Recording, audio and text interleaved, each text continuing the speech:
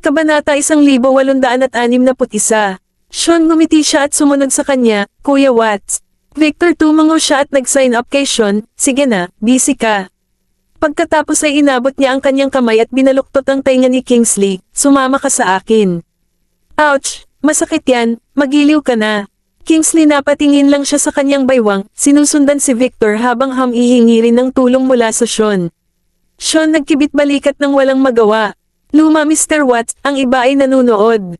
Sa kabila nito, si Kingsley ang nag-aalaga sa kanyang sarili. Ako wala kang pakialam sa iba. Hinawakan siya ni Victor sa tainga papunta sa gilid. Bakit sa umaga pa lang ay maaga ka na bang nakikipag-usap kay Sean? Sinusubukan mo bang mag-ipon ipagkanulo ang tirahan ng Watts o ang pamilya Bailey? Sumabog si Victor. Kingsley pinagmasdan ng ekspresyon ng kanyang lolo, parang galit talaga siya. Sino naglakas loob ka bang makipag-usap sa matandang mister? Lolo, nagkakamali ka, paano kung may pagkakanulo ang sinuman samantalang nandito pa si Benjamin? Ako sabi ko sa sarili ko, ang tinutukoy mo ay si Sean, ako lang ang nag-aasikaso old Mr. Graham at makipag-usap kay Sean sa gilid. Kingsley agad niyang niyakap ang braso ni Victor at hinikayat, sasabihin ko sa iyo ng lihim, huwag sabihin mo sa sinuman, si Sean ay may isang taong gusto niya ngayon. Talaga? Tiningnan siya ni Victor nang may pag-aalinlangan, sa pag-aakalang nagbibiro lang siya. Oo, ito ay isang tao mula sa ospital na ito. Nakita ko sila kaninang umaga, nagkakasundo sila sila ay isang mahusay na tugma. Panipi, Kingsley tumango ng may kumpiyansa, hindi nagpapakita ng mga palatandaan ng panlilinlang. Victor sabi niya, hindi ka ba nag-aaway? Kingsley nagulat siya sa kanyang lolo, anong problema ang naidulot ko? Ito ay first time kong makilala ang babaeng iyon, parang inosente siya. Ako ay, sabi ko nga kay Sean, may girlfriend na si Sean, di ba? Victor tinukso siya. Ako ay malungkot, Paf. Bakit ako malungkot, Lolo? Magkaibigan lang talaga kami, absolutely walang kalabuan sa pagitan natin. Mabilis na naramdaman ni Kingsley, halos mahulog sa kanyang bitag ng lolo. Iyon ang sinasabi mo, sa tingin ko kung may relasyon kayong dalawa, hindi ko iyon kasalanan. Ipinagmamalaki ni Victor ang kanyang baba. Kingsley ay hindi makapagsalita, siya ikinalulungkot ko ang paglalaro ng gayong mga biro sa nakaraan. Lolo, nandito ka para bisitahin ang matandang si Mr. Graham, di ba? Dapat kang umakyat ng mabilis, o magpapahinga siya sa lalong madaling panahon. Dinala ko lang siya para mag-check up, nakakapagod. Kingsley dinala niya si Victor papunta sa elevator at hinikayat siyang umakyat kaagad. Sige, ako na ang bahala, kung magsisinungaling ka sa akin, mag-iingat ka na lang sa pagsisinungaling mo. Victor binalaan siya, Kingsley tumango siya, mukhang masunurin. Sa kabutihang palad, nagchismis lang siya kay Darius tungkol kay Sean, kaya minsan ay umakyat siya at kinausap alam niyang hindi nagsisinungaling si Kingsley. Kahit na kung wala namang nangyayari sina Sean at Julia, hindi niya ito gawain. Pagkatapos umakyat si Victor, napabuntong hininga si Kingsley at mabilis na bumalik sa kanyang sariling lugar. Siya hindi ko nakita si Sean. Saan siya ba? Kingsley naglakad siya sa paligid ng ward, pagkatapos ay lumabas at nagtanong sa 12. Sean hindi pa ba dumarating? Tiningnan siya ng 12, sumama ako sa iyo, hindi alam. Kingsley tumingin siya sa paligid. Hindi niya nakita si Sean, kaya bumalik siya sa ward. Pagsisinungaling sa kama ay tinawagan niya si Benjamin. Benjamin nasa isang pulong siya nang makatanggap siya ng tawag at pinilit niyang tapusin ito. Kingsley patuloy sa pagtawag. Nakikita ang nakasimangot sa mukha ni Benjamin, tumigil siya sa pagpupulong, kinuha ang kanyang telepono, at naglakad sa labas ng conference room. Siya akala ko may emergency sa dulo ni Kingsley. Hoy, Benjamin, kilala mo ba si Edwin? Hindi lang siya may anak kundi isa rin siyang anak, sa Pilipinas, nagulat kaming lahat. Kingsley tuwang-tuwa ang boses, nataliwas sa ekspresyon ni Benjamin. Ni Benjamin malamig ang boses, alam ko. Siya akala ko ay kagyat na bagay ito, pero parang chismis lang iyon. Ikaw alam mo, bakit hindi mo sinabi sa amin? Akala namin si Edwin ay isang kumpirmadong bachelor. Ikaw ang mga lalaki ay ang mga kumpirmadong bachelors. Benjamin hinawakan siya ng malamig at ibinaba ang telepono. Nakakainip. Kabanata 1862. Ni Benjamin tumunog na naman ang telepono. Sa galit na galit si Benjamin, ano pa ang gusto mo? Bakit masyado ka bang mapang-akit? Tinawag mo lang kaming mga lumang bachelors, Benjamin, hindi ba nagbago? Tumatanda na ba tayo? Mas maaga pa sa amin ang mga anak mo, di ba? Pakiramdam mapagmataas, sumabog si Kingsley. Benjamin sa katunayan, tinawag siyang isang matandang bachelor. Mga ugat hinawakan niya ang ulo ni Benjamin, nasa meeting ako. Oh, isang pagpupulong. Naramdaman ni Kingsley ang pagkakasala. Benjamin kinamumuhian ito kapag ang mga tao ay tumatawag sa mga pulong. Workaholic. May isa pang bagay, tungkol ito kay Sean, gusto mo bang marinig ito? Kingsley ay walang takot at matigas. Benjamin hinawakan niya ang kanyang mga kilay, alisin mo ito. Sean, mukhang maganda ang relasyon nila ni Dr. Castro sa aming departamento. Doktor, nakasandal si Castro sa dibdib ni Sean, at hindi siya itinulak ni Sean palayo. Tila sila napakalapit, namula pa si Dr. Castro. Beep, beep, bilang habang nagsasalita si Kingsley, nakarinig siya ng isang abalang tono. Benjamin binaba ang telepono. Siya hindi pa natapos. Kingsley tumawag ulit siya pero nalaman niyang naka-off na ang cellphone. Sean, nakita ko siyang nakahiga sa kama at nakita siyang nakahiga sa kama ng walang pag-uugali, at naaalala siya. Humiga ka ng maayos, sisimulan ko na ang IV drip para sa iyo. Sean bitbit ang kanyang ointment, 6 na bote ng IV drip. Kaya marami. Umupo si Kingsley, nakasandal sa headboard. Oo, nagdagdag kami ng isa pang bote ngayon. Isinabit ni Sean ang bote ng ointment, adjusted alisin ang hangin at alisin ang hangin mula sa tubo. Kingsley hinawakan niya ang kanyang mga labi. Nakikita lumapit si Sean na may dalang goma para itali ang kanyang mga kamay, naninigas ang kanyang buong katawan pataas. Gumawa ng isang kamao. Sean, alam niyang takot siya sa mga karayom, kaya hindi siya gaanong nagsasalita. Kingsley hinawakan niya ang kanyang kamao, nang hihina. Ito ay isang likas na reaksyon ng katawan. Sean, tinapik niya ang kanyang kamay, disimpektahin ito, at pagkatapos ay binigyan siya ng shot ng sabay-sabay. Hindi masakit. Kingsley's napangiti ang mukha. Kung masyado kang gumagalaw, masasaktan ka, paalala ni Sean sa kanya na manahimik. Kingsley sinulyapan niya ang karayom, at hindi siya naglakas loob na ilipat ang kanyang kamay. Sean kumuha ng tape at inilagay ito sa lugar. Pahinga sandali, matulog ka kung pagod ka, huwag kang mag-usap. Sa labas maging ang mga nurse ay naririnig ang boses niya. Kingsley napatingin siya sa seryosong ekspresyon ni Sean, at nag-iisip kung narinig ba niya itong nagsasalita telepono kasama si Aaron. Ikaw, narinig mo ba ang lahat? Sean, sabi niya, narinig ng iba pang mga doktor at nurse sa departamento ang isang lot. Kingsley hinawakan niya ang kanyang mga labi ng mapagtontong niyang hindi niya isinara ang pinto. Ano dapat ba nating gawin? Kung ang mga taong iyon ay nagpapakalat ng mga chismis, tiyak na mapipilitin ang dalaga. Dapat ipapaliwanag ko sa kanila. Nakikita na alam ni Kingsley na mali siya, napabuntong hininga si Sean. Hindi, kapag mas marami kang paliwanag, mas komplikado ito. Siya, ipinaliwanag ko lang sa mga tao sa departamento, hindi pagkakaunawaan lang iyon. Ngunit kung nakinig sila o hindi ay hindi alam. Julia, dahil hindi niya alam ang lahat ng ito, umuwi siya, kumain ng kaunti, at natulog. Pagkatapos sa pagpupulong, bumalik si Benjamin sa opisina, kung saan sina Old Mr. Bailey at Zyla naroon pa rin. Benjamin, ito ba ay isang tunay na piraso ng sining? Saan mo ito nakuha? Tumayo ang matandang si Mr. Bailey sa harap ng painting, nag-aatubili na alisin ang kanyang mga mata sa kanya. Zyla, sabi ni Benjamin, hindi makagalaw ang lolo ko, hindi. Na siya babalik. Benjamin ngumiti siya at sinabing okay lang. Siya, lumapit ako kay Old Mr. Bailey at tiningnan ang painting, talagang maganda ito. Ito ay, yung regalo ko sa kaibigan ko, kung nagustuhan ito ni Mr. Bailey, ibibigay ko sa iyo. Lumagulat na gulat si Mr. Bailey, talagang binibigyan mo ito ako. Oo, tumango si Benjamin. Lumangumiti si Mr. Bailey ng masaya, kung gayon hindi ako magiging magalang. Kunin, eto na nga, eto na lang ang show na to. Ano, sabi mo ba, masarap magkaroon ng ganitong painting sa opisina mo? Luma, sabi ni Kuya Germs, sabay silang kumain ng tanghalian. Pagkatapos sa pagtanggap ng regalo, nais pa rin ni Old Mr. Bailey na ipakita ang kanyang pasasalamat. Hindi, babalik na lang ako para kumain ng tanghalian. Magalang na tumanggi si Benjamin. Sige, hindi namin guguluhin ang matamis na oras mo at ni Arisa, babalik muna kami. Sige, ipapalabas kita. Sinundan sila ni Benjamin. Hindi, abala ka na, baka mag-isa lang tayo. Luma iwinagayway ni Mr. Bailey ang kanyang kamay at umalis kasama si Zyla. Kabanata 1863. Maagang kinaumagahan, nagmadali si Regan sa gate ng distrito ng militar. Paghahanap sa mabigat na binabantayan na gate, may hawak siyang larawan at buong tapang na lumapit. Kumusta? Nakaharap dalawang armadong senador Trice, medyo natatakot pa rin si Regan.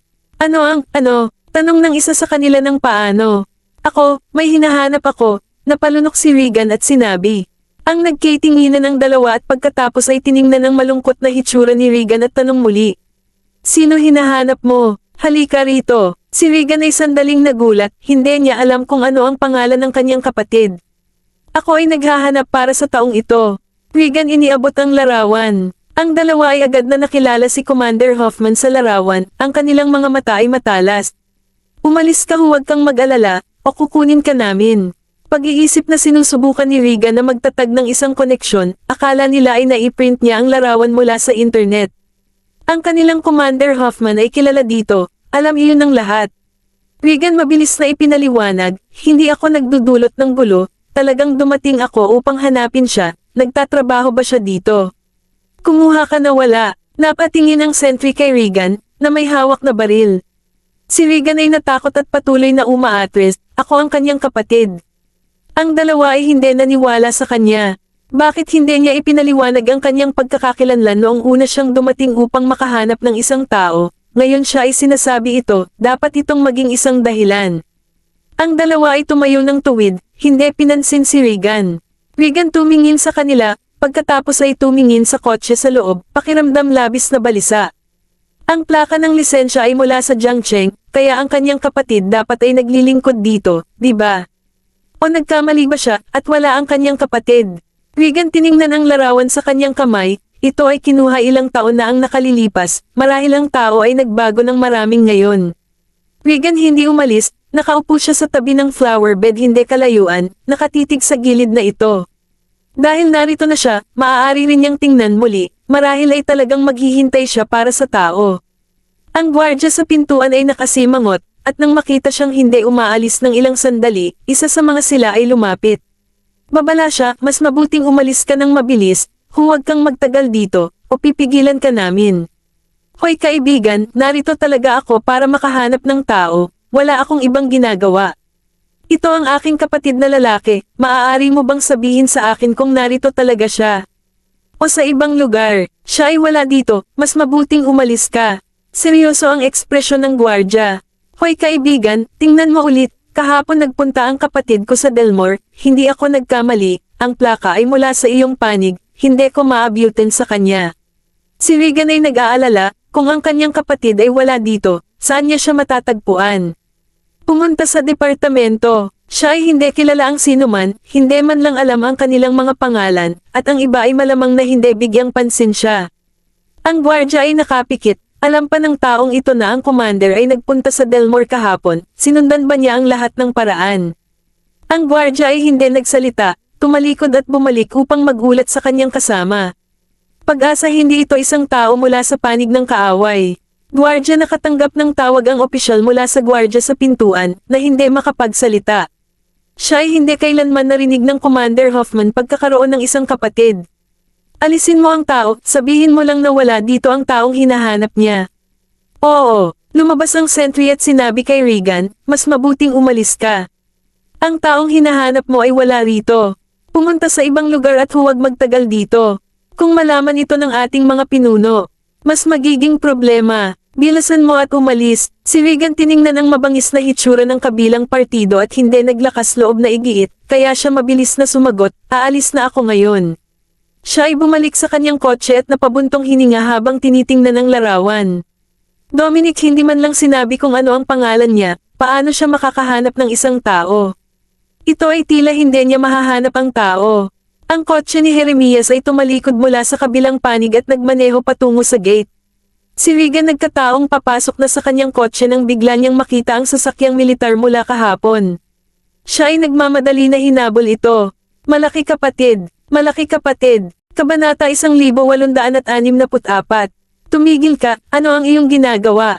Gusto mo bang mabilanggo? Ang pumasok na ang kotse, at nagmamadali ang dalawang gwardya sa pasukan upang pigilan siya. Kung ang taong ito ay may dalang mga mapanganib na kalakal, ang commander ay nasa panganib.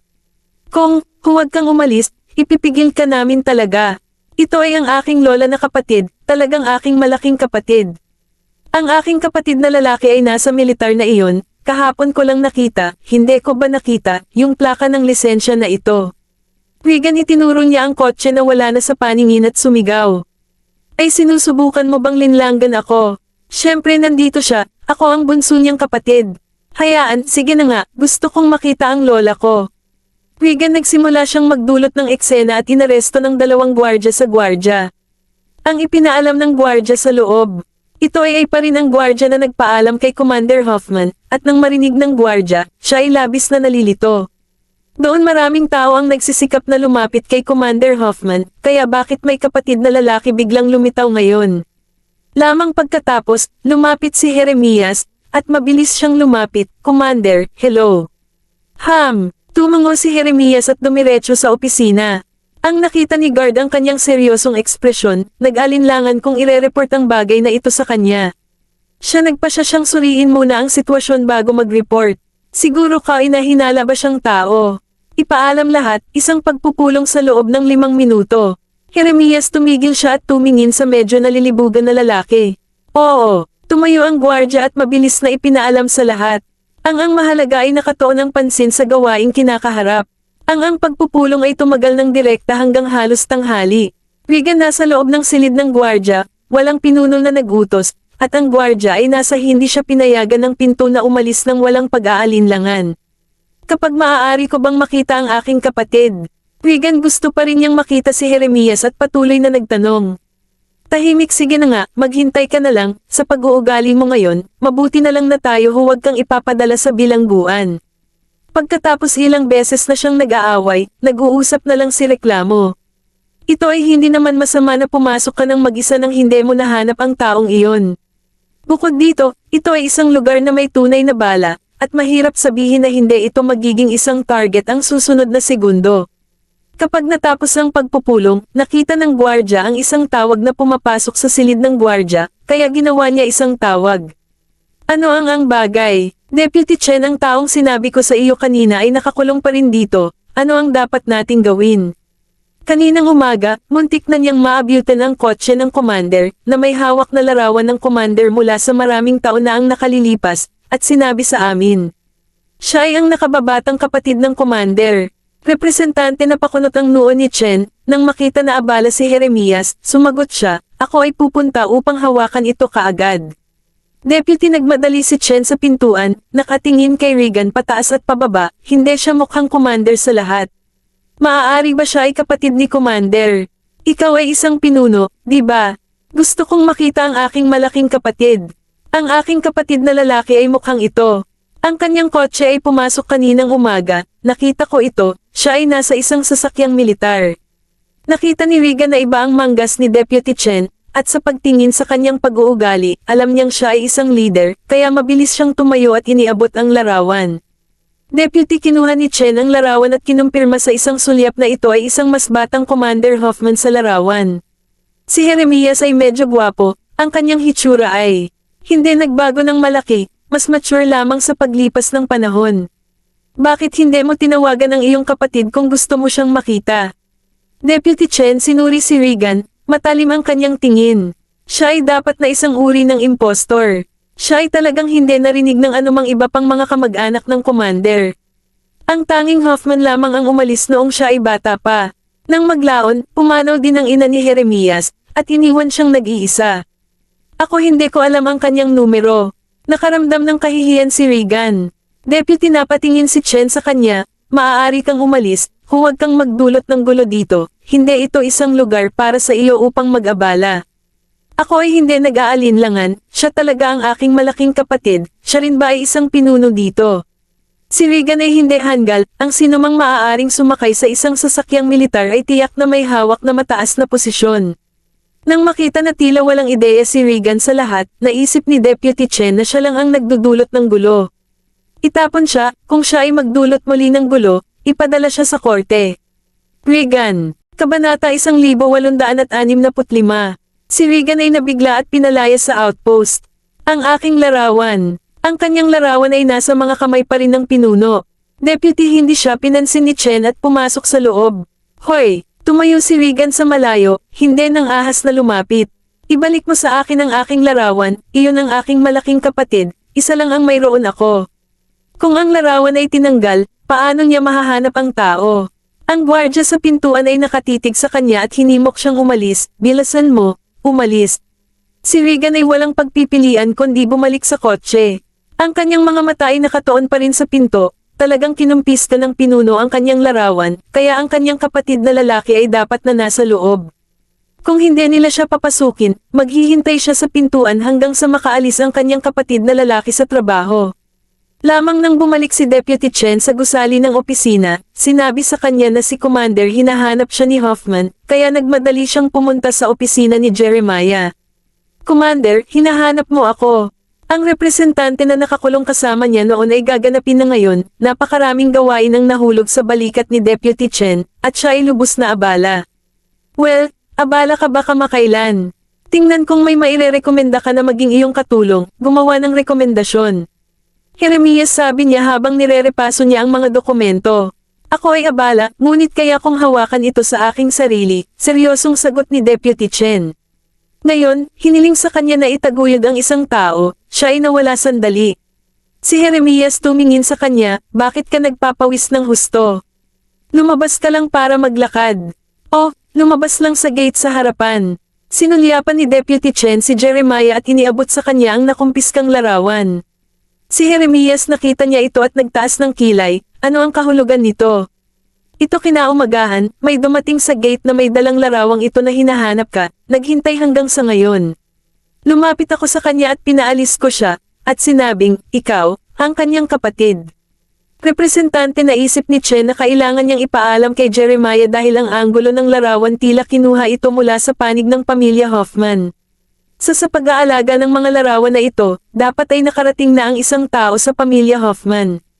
Jeremiah tumigil. Ang kanyang napatingin siya kay Vice Ganda, anong sinabi mo? Ito hinawakan ng isang tao ang iyong kapatid. Maaari ba itong maging kamag-anak mo? Commander, representante sinalubong ni Chen ang tingin ni Jeremiah, na walang katiyakan. Mga salita ni Jeremiah naging mas seryoso ang ekspresyon. Ako, huwag kang mag-alala, paalisan mo na lang siya. Representante tiningnan ni Chen si Jeremiah, pakiramdam na baka kilala ng commander ang taong ito. Ngunit hindi alam ng taong iyon na ang larawan ay mula sa commander, na kung saan ay lubos na kakaiba. Oo, representante tumango si Chen.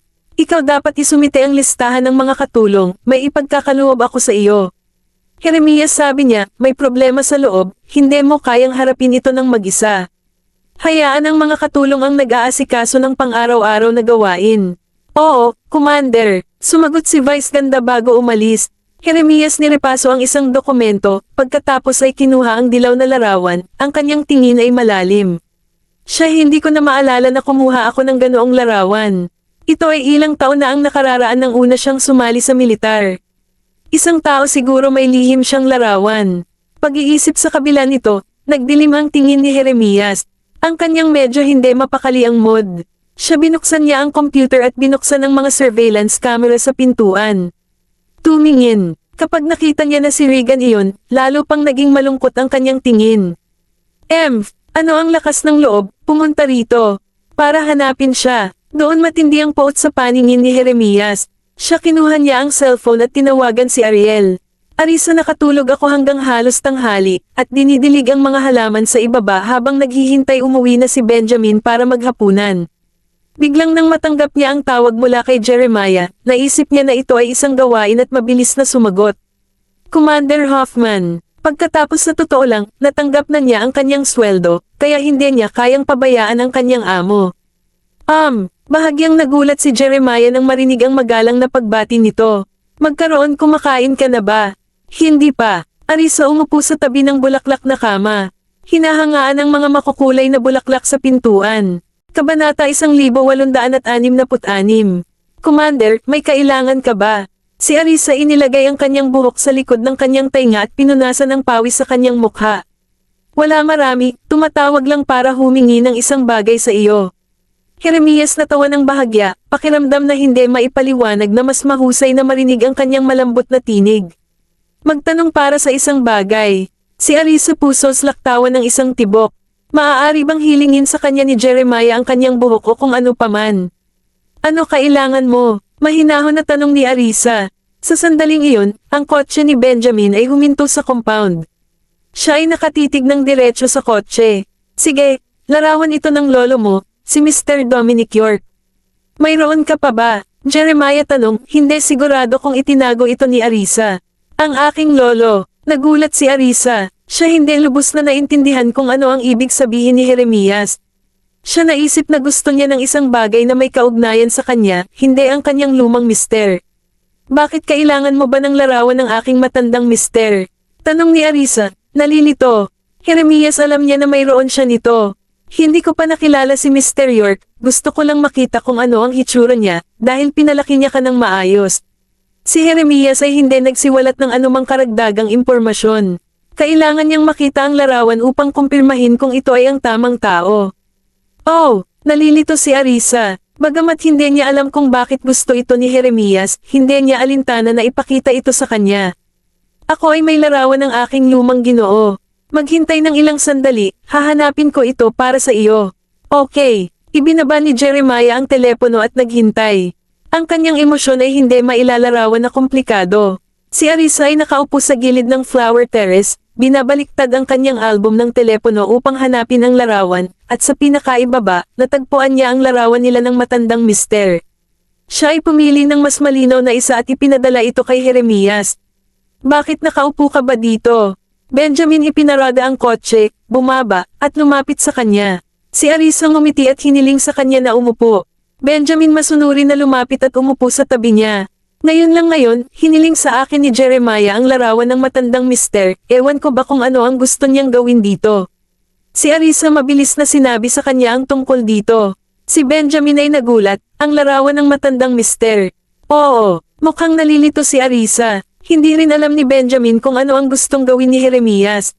Sa kabilang panig ng lungsod ng Jiang, si Jeremias ay natakot nang makita niya si Dominic.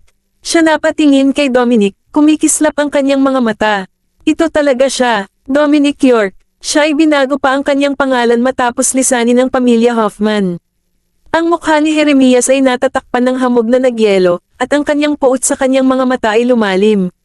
Siya ay nagbago pa ng kanyang pangalan, gaano niya nais na magkaroon ng anumang koneksyon sa kanya. Kung si Regan ang kanyang anak, sa kabila ng lahat ng paghihirap na dinanas niya, sa sandaling ito, ang pagkamuhi ni Jeremias kay Dominic ay halos na nagsa kanya. Si Jeremias ay nagkulong sa kanyang opisina at hindi man lang kumain ng tanghalian. Ito ay natakot sa lahat. Hindi kahit sino ang tumawag sa kanya, hindi niya binubuksan ang pinto o lalabas para kumain. Representante si Chen ay labis na nababalisa, malabo na alam kung ano ang nangyayari. Ang mood ng commander ay napakasama, may kaugnayan ba ito sa taong nananatili pa rin sa pintuan at tumangging umalis? Representante walang pagpipilian si Chen kundi tumawag sa telepono sa pamilya Hoffman at hilingin kay Mr. Gideon Hoffman na dumating. Si Gideon ay sumugod sa gate ng distrito ng militar, kung saan sabik na naghihintay. Si Deputy Chen, Mr. Gideon, ang commander ay nakakulong sa kanyang opisina at hindi lumalabas. Kami ay lahat ay labis na nag-aalala, sabi ni Deputy Chen. Maaari ba may sakit siya? Nag-aalala na tanong ni Gideon, at sinenyasan siyang sumakay sa kotse at sabay-sabay na pumasok sa loob. Ito ay hindi karamdaman. Kaninang umaga ay may nagpunta sa kanya, kinuha ang kanyang mga lumang larawan, at sabi ko nga sa kanya, kapatid niya siya. Ipinaliwanag ni Deputy Chen. Ako pakiramdam ko ay nawala na ang mood ng commander. Sabi ni Mr. Gideon, sino ito ba? Naguguluhan na tanong ni Gideon. Isang tao nagkukunwaring kapatid niya. Regan York. Naghihintay pa rin siya sa gate, buntong hininga ni Deputy Chen. Dahil wala siyang ginawang krimen at hindi siya pumasok sa restricted area malapit sa pintuan, hindi nila siya basta-basta maitaboy palayo. Regan York.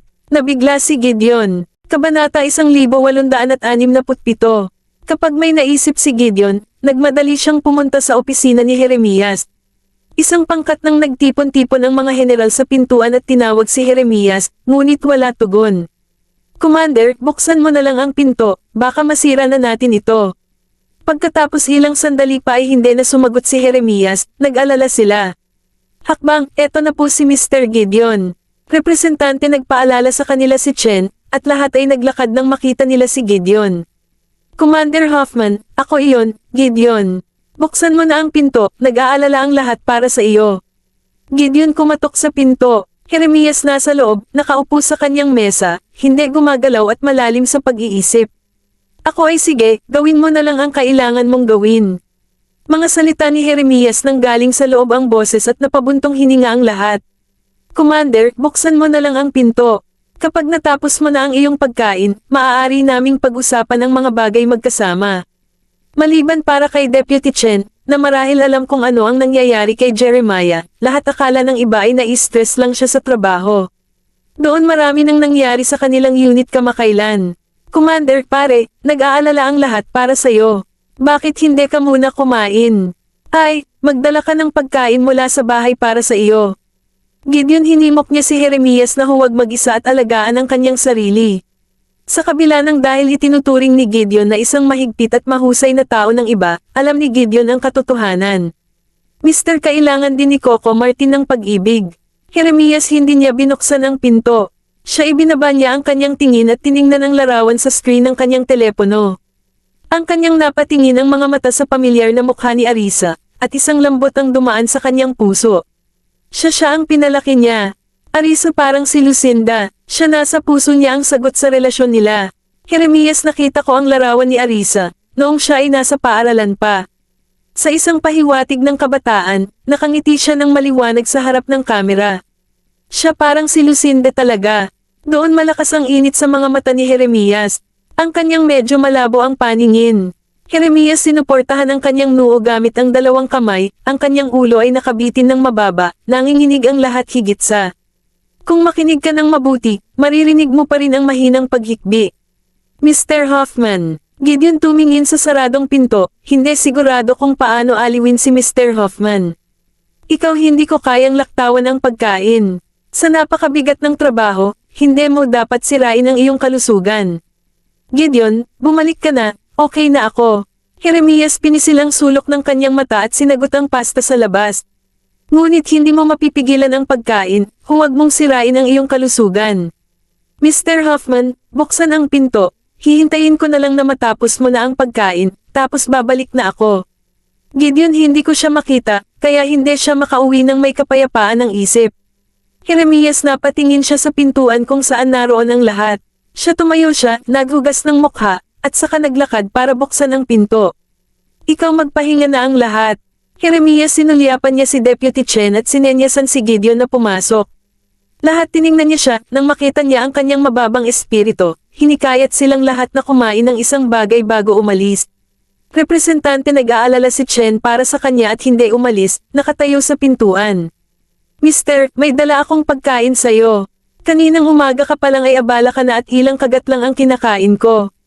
2:00 na ng hapon ngayon, kaya sana may makakain. Gideon, lumapit siya sa coffee table na may dalang kahon ng pagkain at mabilis na inayos ang lahat. Naghain siya ng kanin para sa kanya at naglagay ng tinidor ng maayos. Nakikita si Gideon, ay nag-abala sa paligid, si Jeremias ay nakaupo lamang at nagsimulang kumain.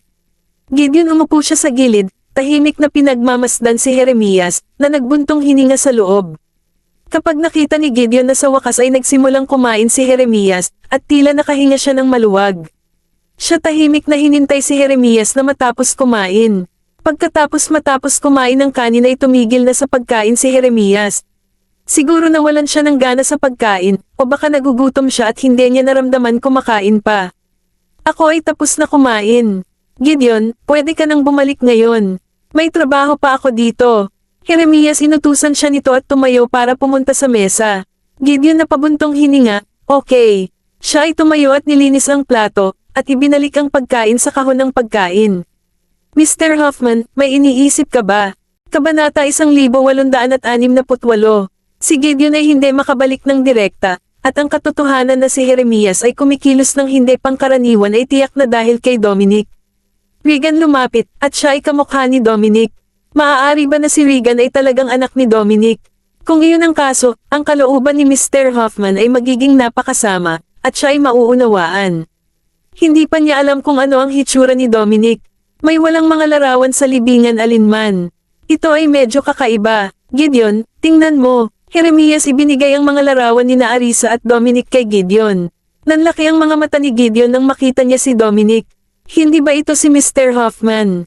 Gideon tumingin kay Jeremias, pagkatapos ay bumalik sa dalawang tao sa larawan. Siya ay nagulat. Dominic talaga si Dominic. Kung si Regan ay kanyang anak, kung gayon si Regan ay si Mr. Hoffman din. Kapatid na lalaki. Gideon tiningnan niya ang larawan ni na Arisa at Dominic, na napansin ang pagkakahawig ng pagitan nila sila. Pag-iisip ng kung paano minahal ni Dominic si Arisa, nagsimulang tumitibok ang puso ni Gideon ng mas mabilis, naramdaman medyo nasa sabik. Mister, baka naman si Miss York na lang ang mag-aalaga sa kanya. Siya hindi ako sigurado, pero nagkataon lang ang lahat ng ito. Paano maaari bang nagkataon na pinalaki ni Dominic ang isang bata na kamukha ni Lucinda, at ibibigay mo ba ang karamihan sa mga ari-arian ng pamilya kay Miss York? Gideon, pumunta ka sa Delmore ng lihim at hanapin si Arisa. Huwag mong hayaang malaman ng sinuman mula sa pamilya Luat. Jeremias tinuruan niya si Gideon. Sanang markaya ni Gideon ang kanyang mga salita, alam niya ang gustong gawin ni Jeremias. Oo, pupunta ako agad sa Davao. Gideon ibinaba niya ang kanyang telepono at inaliw si Jeremiah. Mr. Hoffman, huwag kang mag-isip masyadong maraming. Dominic, pumanaw na. Alagaan mo ang sarili mo. Dominic pumanaw siya nang hindi ipinaalam sa pamilya Hoffman sa panig na ito. Gideon alam kong hindi mapakali si Jeremias sa kaibuturan ng kanyang kalooban. Sige na nga, tawagan mo na lang si Miss Eduardo. Gideon sabi ni Jerome, baka wala na si Arisa, pero naroon pa rin si Arisa. Isa dapat may pag-asa. Mr. gustong-gusto ni Hoffman si Miss York kaya ang pakikipag-chat sa kanya ng kaunti pa ay tiyak na itaas ang iyong espiritu. Miss nakakaawa rin ang anak ni York. Sa pamilya ng York, bukod sa pag-ibig ni Dominic, lalo pa siyang nawala ng magawa nang mamatay si Dominic. Sa katunayan, ang kanilang mga araw ay mas mahirap pa kaysa kay Gideon. Ang lalo pang nalaman ito ni Gideon, lalo siyang naaawa sa kalagayan ni Arisa. Nakikita ang kasalukuyang kalagayan ni Jeremias, hindi siya naglakas loob na sabihin sa kanya. Ito ay mas mahusay na maghintay hanggang sa siya ay bumalik mula sa Delmore upang ipaalam kay Mr. Hoffman. Ay hindi makagambala sa kanya. Dapat siyang magpahinga ngayon. Pag-iisip tungkol kay Arisa, lamambat ang mukha ni Jeremias. Gideon, maaari kang bumalik ngayon. May mga bagay akong gagawin. Oo, Mr. Hoffman. Tumango si Gideon. Kinuha ang kahon ng pagkain, at nagtungo sa pintuan. Gideon, biglang tinawag siya ni Jeremias. Oo, lumingon si Gideon upang tumingin sa kanya. Si Jeremias nag-atubili ng kaunti. Ito ay isang mahirap na sitwasyon ngayon, at hindi niya alam kung ano ang mga panganib na namamalagi sa hinaharap. Huwag pumunta sa Delmore, at huwag ipagpatuloy ang pagsisiyasat ng sitwasyon ni Arisa. Hayaan mo na lang iyon. Kung ang pamilya Luet ay nahuli ang hangin nito, magdudulot lamang ito ng panganib sa batang iyon. Naiintindihan ko. Tumango si Gideon, napagtanto na nag-aalala si Mr. Hoffman tungkol kay Miss York. Ako ay bumalik ngayon, abala ka. Gideon binuksan ang pinto at lumabas, pagkatapos ay isinara. Ito sa likod niya. Deputy agad na lumapit si Chen at nagtanong, Mr. Gideon, kumain ba ang commander? Siya ay may mangkok, hindi marami. Bandang alas 4 o alas 5, maaari kang magkaroon ng cafeteria magluto pa ng pagkain para sa kanya. Babalik muna ako, sabi ni Gideon sa kanya. Deputy sinundan siya ni Chen pababa upang makita siya. Ay ang commander sa isang masamang mood dahil sa Narigan guy. Napabuntong hininga si Gideon at tumingin kay Deputy Chen, kung hahanapin siya muli ni Regan, hindi mo na kailangang mag-abala sa kanya, paalisan mo na lang siya. Nakuha ito, representante sabi nga ni Vice Ganda, hindi naman talaga pwedeng maging kapatid ng Pangulo yan, siya. Kabanata 1869. Gideon napatingin siya sa kanya, bakit hindi ko alam na napaka-curious mo. Representante hinawakan ni Chen ang kanyang ilong at ngumiti ng awkwardly, curious lang. Huwag sabihin mo ang mga bagay na ito sa iyong commander, mag-ingat ka na puputulan kanya. Gideon paalala sa kanya, Mr. Ayaw ni Graham na malaman ang tungkol sa mga gawain ni Dominic. Kapag umalis si Dominic, dahil sa kanila ay naghiwalay ang pamilya. Kalaunan, ang ginang ay naging malungkot at umalis, na ginawa ni Old Mr. Hoffman kahit na sa kabila nito, hindi na siya nagtanong tungkol sa mga pangyayari ni Dominic. Ang hindi na muling nagkita ang mag-ama. Ngunit ngayon, si Miss York ay pinalaki ni Dominic, at mahal na mahal niya ito, kaya matanda na hindi ito lubos na mapansin ni Mr. Hoffman. Marahil nahihiya siya sa ginawa ng kanyang anak. Kahit na matapos ang kanyang kamatayan, wala siyang balita sa pamilya Hoffman. Gideon ilang beses siyang napabuntong hininga bago sumakay sa kotse at umalis. Alam, Mr. Gideon, hinawakan ni Deputy Chen ang kanyang kamay. Bagamat hindi niya alam ang eksaktong relasyon ni Regan at Jeremiah, ang damdamin ni Regan para kay Jeremiah ay malinaw. Ito ay masama pa rin ang sitwasyon. Representante tinawagan ni Chen ang outpost at nalaman na naroon pa rin ang kotse ni Regan. Ang kanyang naging berde ang mukha sa galit. Siya direktang nagdial ng isa pang numero. Bilang lumabas ang kotse ni Gideon sa gate, nakita niya ang isa pang kotse na hindi kalayuan at ang kanyang tingin madilim. Siya hindi ko inaasahan na kilala ni Regan si Mr. Hoffman. Ito ay siguro si Dominic ang nagsabi sa kanya. Ngunit hindi niya maintindihan kung bakit napakatagal bago siya dumating. Ito ay kahapon nang nasa Davao, nakita niya sinusundan niya ang mga ito sa lahat ng oras. Ay hindi ko alam kung gaano kalaki ang sinabi ni Dominic kay Regan. Gideon inutusan niya ang driver na ihatid ang kotse at ay parada sa likod ng kotse ni Regan kotse. Pumunta tawagin mo na lang siya. Oo, Mr. Gideon. Ang bumaba ang driver ng kotse, lumapit sa kotse ni Regan, at kumatok sa kanyang kotse bintana. Regan napatingin ako sa kabilang linya, may lumabas lang na kotse, baka ito ang kanyang kapatid na lalaki. Mr. gusto ni Gideon na sumama ka. Oh, okay. Hindi napigilan ni Regan ang kanyang pagkabalisa at mabilis na tumakbo palabas kotse. Ang binuksan ng driver ang pinto sa likod para sa kanya. Regan at nakita niyang hindi si Jeremias ang nasa loob, kundi si Gideon, at siya'y namangha. Kumuha pumasok at makipag-usap. Seryoso ang mukha ni Gideon, nagtatrabaho siya para sa Hoffman ilang taon na ang lumipas at may sarili na siyang paraan ng paggawa ng mga bagay-bagay. Regan pumasok. Paghahanap sa kabilang banda, si Gideon, bagamat miyembro siya ng pamilyang Hoffman, siya ang namamahala sa maraming bagay. Kabilang ang karamihan sa mga ari-arian ng pamilya Hoffman. Mga bagay na wala ng panahon si Jeremias para harapin, kailangan niyang harapin. Sino ikaw ba? Regan tiningnan niya si Gideon, na parang nakita na niya ito sa isang lugar, pero hindi niya ito magawa tandaan. Kahapon masyado siyang abala sa pagtingin kay Jeremias at hindi niya pinansin kung ano si Gideon parang ganon. Gideon tiningnan din siya ng malapitan, kamukha niya si Dominic. Ang mga tampok ay magkatulad. Ikaw ay, eto na ang maghahanap ng tao, di ba? Gideon tanong niya ng direkta, nang hindi nag-iinit sa paligid. Regan sabi niya, nandito ako para hanapin ang kapatid ko. Ano ang pangalan ba ng kapatid mo? Matalim ang tingin ni Gideon habang nakatingin kay Regan. Regan medyo natakot siya kay Gideon. Na dahil sa likas na aura, hindi niya sinasadyang matakot siya. Ako hindi ko alam kung ano ang pangalan ng kapatid ko, pero nasa akin ang kanyang larawan, na kung saan ay nakumpiska ng mga ito, sabi ni Regan na nakaramdam ng pagkabigo. Ni Gideon bahagyang nagpahinga ang ekspresyon. Hindi sinabi ni Dominic ang pangalan ni Regan Mr. Hoffman, bakit iyon ba? Ikaw hindi mo man lang alam ang pangalan niya. Patuloy na nagtanong si Gideon ng mahinahon, nais tingnan kung gaano karami ang nalalaman ni Regan. Regan napahiya siya at pagkatapos ng ilang sandali, sinabi niya, sinabi lang sa akin ng aking ama tungkol sa isang malaking kapatid nang pumanaw siya. Binigyan niya ako ng litrato pero hindi niya sinabi sa akin pangalan niya bago siya umalis.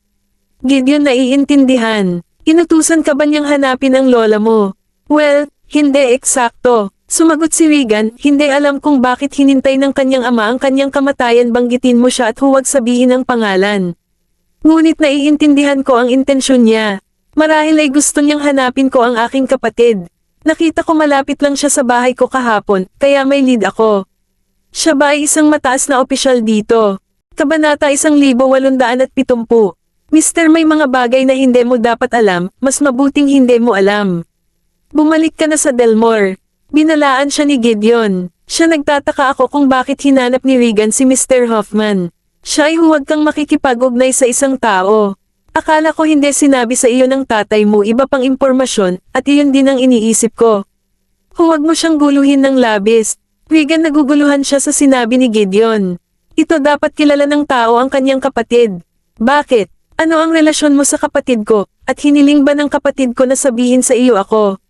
Gideon, nang makita siya ng ganito, alam niyang kailangan niyang linawin ang mga bagay-bagay, o magpapatuloy si Regan sa pag-aalaga kay Mr. Hoffman. Gawin alam mo ba kung bakit hindi sinabi sa iyo ni Dominic ang mga bagay na ito noong nabubuhay pa siya? Gideon napatingin sa kanya. Regan umiling siya, wala siyang alam. Gideon nanunuya. Ikaw maaari mong tanungin ang iyong ina kung ano ang ginawa niya, kung bakit hindi binanggit ni Dominic ang iyong kapatid sa iyo. Ang iyong nawala ng ama at ina ang kapatid dahil sa iyong ina, sa palagay mo ba siya gusto ka bang makita? Kung ako sa iyo, hindi ako magkakaroon ng mukha para hanapin siya. Hindi kanya matutulungan, wala siyang obligasyon, ikaw rin ay isang ama, dapat kilala ko ang iyong anak na si Arisa, hindi mo siya binigyan ng labis na pagmamahal sa ama alinman, ang kanyang karanasan at ang iyong kapatid ay magkatulad, ang iyong anak na babae patawarin ka. Kung mapatawad ka ni Miss York, marahil ay mapatawad ka ni Mr. Hoffman kay Dominic para sa kung ano ang ginawa niya noon. Regan natigilan. Siya nais niyang sabihin na ang kanyang ina at tatay ay magkasama, ngunit pagkatapos ay nang malaman niya ang tungkol sa kanyang nakatatandang kapatid, hindi na siya sigurado. Ginawa ba talagang sinisira ng kanyang ina ang pamilya ng kanyang kapatid? Ako hindi ko alam. Punong-puno ng pagkabigla ang mukha ni Regan. Ito ay normal na hindi mo alam. Pinutol na ni Dominic ang relasyon sa amin, kaya bakit siya guguluhin? Kunwari lang na wala kayong relasyon sa isa't isa, mas maganda para sa kayong dalawa. Gideon sabi niya, eto na po ang trabaho ni Sir, pero hindi po siya kagaya mo. Mister marami kang kaaway, at ayaw mong magdulot ng anumang problema dahil dito, tama. Bilang hanggat may konsensya pa rin si Regan, hindi pa rin niya ipagpapatuloy ang pag-aaklas sa kanyang sarili dito. Miss mabait sa iyo si Sir at ayaw niyang masaktan ang pamilya ni Graham. Kahit wala siyang pakialam sa mga bagay na iyon, hindi kanya tutulungan. Trabaho lang sa totoo lang, mamuhay ka ng disenteng buhay. Regan hinawakan niya ang kanyang ulo at nagtanong, ayaw ba talaga niya akong makita? Pagkatapos ng marinig ko ang sinabi ni Gideon, naging komplikado ang mood ni Regan. Naunawaan din niya na hindi siya nakita ni Jeremias. Kung ikaw ito, nais mo bang makita ang isang babae na samaire sa pamilya ng ibang tao at nanganak ka ba ng isang kaibigan? Ang aking inay, gusto ni Regan na ipagtanggol ang kanyang ina, ngunit nang ibukan niya ang kanyang bibig, hindi alam kung ano ang sasabihin. Alam na alam niya kung anong klaseng tao ang kanyang ina. Siya malupit at mapag-isip, kamakailan lamang, hindi lamang siya ang pinagalitan nito kundi pati na rin si Dominic na pumanaw na. Ang sambahayan ay nasa kaguluhan. Huwag manatili dito ng mas matagal. Gaano man katagal ang iyong pagtitipon, hindi kanya makikita. Kung hindi mo makinig ka sa payo, wala akong maitutulong sa iyo. Ito ay isang lugar ng militar, at kung ikaw ay, sige na nga, mag-iingat ka na lang sa sarili mo. Gideon sabi niya at dumating na ang kotse ng pulis. Ito ay huminto sa harap ng kotse ni Regan at isang grupo ng mga taong naka-uniforme mabilis na bumaba ng kotse at pinalibutan sila. Ang iyong eto na ang problema, sasabihin ko sa kanila para sa iyo, maaari ka pa ring umalis at bumalik sa Delmore. Napatingin si Gideon sa nabigla na ekspresyon ni Regan. Ikaw eto na sila, seryosong nakakagambala sa kanilang trabaho. Kung may nangyaring mali, papasok ka malaking problema at walang makakatulong sa iyo. Mga salita ni Regan tumitibok ang puso, tumingin siya sa labas, pagkatapos ay bumalik kay Gideon. Siya kinailangan niyang harapin ang realidad. Siya hindi ko makita si Jeremias. Gagawin ko bumalik ka na sa Delmore. Mr. Si Hoffman ay isang matalinong tao. Sana'y hindi ka magbunyag ng anumang bagay tungkol sa iyong makipag-usap ka sa kanya, o magdudulot ka lamang ng mas maraming problema sa iyong sarili. Gideon muli siyang nagsalita bago bumaba ng kotse para harapin ang sitwasyon.